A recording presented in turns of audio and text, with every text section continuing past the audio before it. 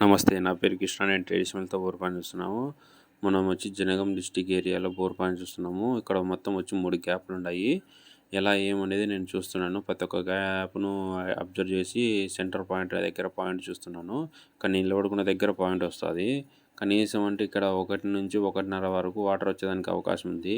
ఎందుకంటే ఈయనది 4 ఎకరాల పొలం ఉంది. 4 ఎకరాల పొలంలో చూశాను. వాటర్ అయితే లేవు.